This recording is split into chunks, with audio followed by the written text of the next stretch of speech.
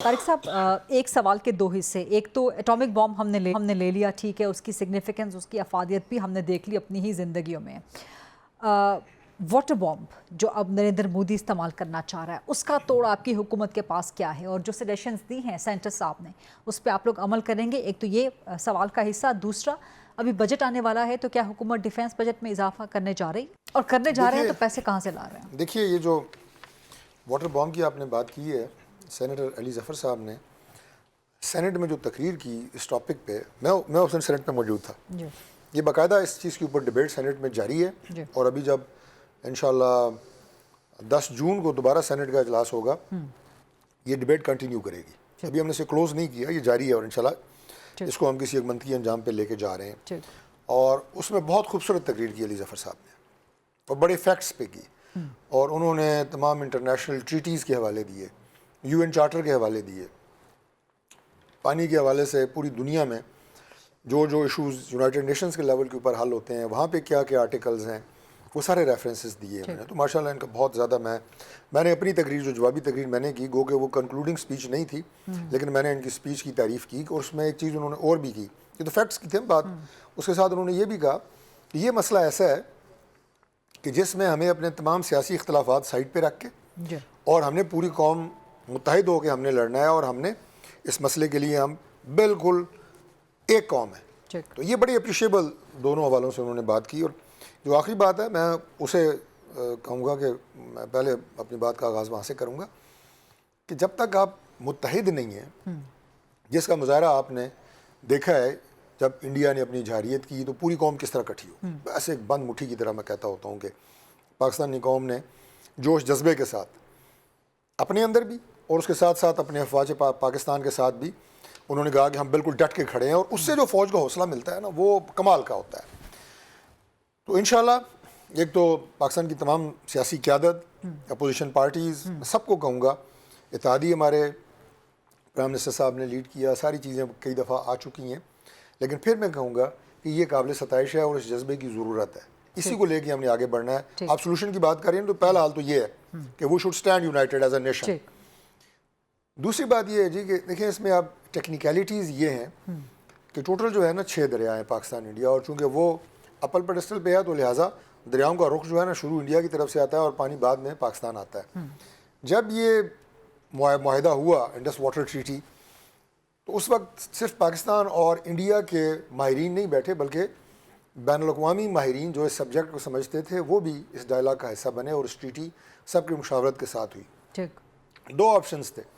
एक तो ये था कि हम परसेंटेज दरियाओं में पानी की तय कर लें कि इतना % पानी इस दरिया का इंडिया को मिलेगा, इतना % पाकिस्तान को मिलेगा। अब वो फिर हर दरिया के ऊपर आपका उलझाव और मसले मसाइल बने ही रहने थे। तो फिर तय ये पाया कि उसे कहते हैं डाइवोर्स सेटलमेंट, यानी 3 दरिया एक मुल्क डाइवोर्स कर दे, वो सारे के सारे इंडिया ले ले, 3 सारे पाकिस्तान ले ले। तो ये ट्रीटी बुनियादी तौर पर जो है वो इस बुनियाद के ऊपर हुई है कि 3 दरिया हमने इंडिया को दे दिए, 3 हमने ले लिए। अब 3 जो पाकिस्तान के हिस्से में आए, उसकी बात सेनेटर अली ज़फ़र साहब ये कर रहे थे कि कोई आलमी कानून उस मायदे के लिखी एक शर्त इंडिया को रत्ती बराबर इस ट्रीटी में तब्दीली करने की गुंजाइश नहीं दे सकता। गुंजाइश मौजूद ही नहीं है। किसी तरह की कोई तारीफ़ होगी, दोनों मुल्कों की मुशावरत से होगी, और उसके बाद जो इंडिया ये चाह रहा है कि वो दूसरे मुल्क का पानी बंद कर दे, वो तमाम ट्रीटीज़, इंटरनेशनल कवानीन तमाम जो हैं, वो किसी सूरत भी एक हमारा जो है ना पानी की बूंद, वो इंडिया नहीं रोक सकता। चाहे वो उसके लिए ज़ाहिर है हमारे पास तमाम इंटरनेशनल फोरम्स मौजूद हैं, और फिर ये भी कि इंटरनेशनल कवानीन इस बात की इजाज़त देते हैं कि अगर कोई आपका पानी बंद करे तो this will be treated as act of war, और जब एक्ट ऑफ वॉर होगा तो फिर आप उन्हीं इंटरनेशनल कवानीन के तहत ये राइट रखते हैं कि आप जो वो कोशिश करे वहाँ अपने मिसाइल, अपने किसी और टेक्नोलॉजी से उसको आप उड़ा सकते हैं। ये इंटरनेशनल कवानीन है, हम उसी के मुताबिक चलेंगे। हम बार बार ये बात कह रहे हैं कि इस पूरे खित्ते में ये अल्हम्दुलिल्लाह पाकिस्तान ने सिर्फ उनके तैयारे ही नहीं गिराए, सिर्फ उनके फ़ौजी अड्डे ही नहीं तबाह किए, उनकी डिफेंस इंस्टॉलेशन से नहीं तबाह की, बल्कि हर फोरम के ऊपर हमने उन्हें मारा है। हमारे सफारती जो साहब ने 4 रफाल तैयारों का जिक्र कर दिया। मतलब ये देखे ना, मैं कहता हूँ जी कि 100% हकाइक کے مطابق ہماری میڈیا نے رپورٹنگ کی, DGISPR نے حقائق بتائے, اور پاکستان کا یہ جو چہرہ دنیا کے سامنے گیا ہے نا, ہم فیکٹس کی بات کرتے ہیں, ہم حقائق کی بات کرتے ہیں, انڈیا جھوٹ پھیلاتا رہا, پروپیگنڈا پھیلاتا رہا. بالکل. اس کے بعد یہ جو ہمارا سٹینس ہے پاکستان کا کہ ہم امن کے ساتھ ہیں, ہم اسکلیشن کی بات نہیں کر رہے. اب دیکھیں جو نریندر مودی کا بیان تھا پرسوں کا, جی روٹی کھاؤ روٹی کھاؤ ورنہ گولی تو ہے ورنہ ہی. گولی تو اور ہے بڑے بالی ووڈ سٹائل میں اس نے, بالی ووڈ ہیرو خود کو سمجھتے ہوئے اس نے وہ الفاظ بولے. اس نے وہ الفاظ بولے. اور میں ایک پروگرام میں تھا حامد میر صاحب کے ساتھ, تو انہوں نے کہا, انہوں نے شعلے فلم کا نا ایک کلپ چلایا, اور انہوں نے کہا کہ یہ نریندر مودی جو ہے یہ گبر سنگھ ہے انڈیا کا. تو میں نے کہا جی اس نے شعلے فلم تو دیکھی ہوگی میر صاحب, اس نے مولا جٹ فلم نہیں دیکھی, اور اسے یہ نہیں پتا کہ ہمارے جو ایئر چیف ہیں ظہیر بابر سدھو صاحب وہ بھی ایک جٹ ہیں. میں نے کہا دو باتیں اسے پتا ہوتی تو کبھی اس طرح کی ہرزہ رسائی نہ کرتا.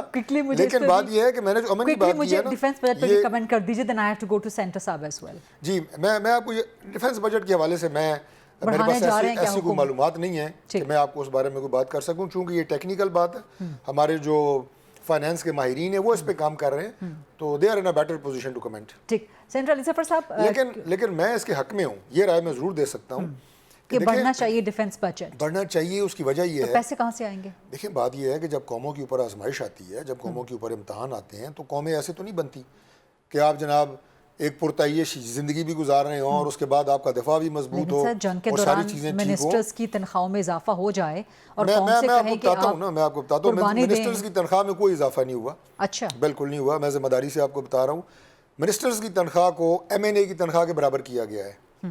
منسٹرز اس وقت پاکستان میں MNA کی تنخواہ لے رہے ہیں.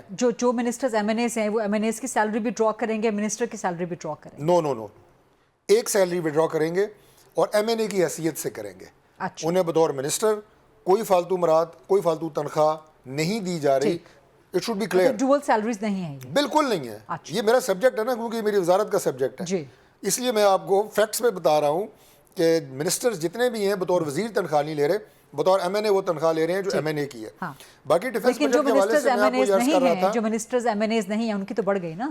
نہیں, وہ پھر سینیٹر کی تنخواہ لیں گے, جو ایک سینیٹر لے رہا ہے, سینیٹر ہے نا, باقی جو MNAs نہیں ہیں وہ سینیٹر کی تنخواہ لیں گے, ان کی بھی ڈوئل تنخواہ نہیں ہے. لیکن آخری ایک کمنٹ میں دوبارہ یہ کروں گا کہ ہمیں کوئی بھی آسٹیریٹی میئرز اگر باعثیت قوم اٹھانے پڑے, ہم تیار ہیں. جنگ ابھی بند نہیں ہوئی, فائر بند ہوا ہے. مودی پھر فائر کی بات کر رہا ہے, لیکن عملی طور پہ فائر بندی ہوئی ہے نا, جنگ بندی تو نہیں ہوئی. تو اس چیلنج کو خدا نہ خواستہ اگر دوبارہ کوئی انڈیا ایسی حرکت کرتا ہے تو ہم نے اس کو اس سے زیادہ شدت کے ساتھ منہ توڑ جواب دینا ہے. تو اگر ڈیفنس بجٹ بڑھتا ہے پاکستان کا, اس میں کوئی مذائقہ نہیں ہے, یہ بڑھنا چاہیے.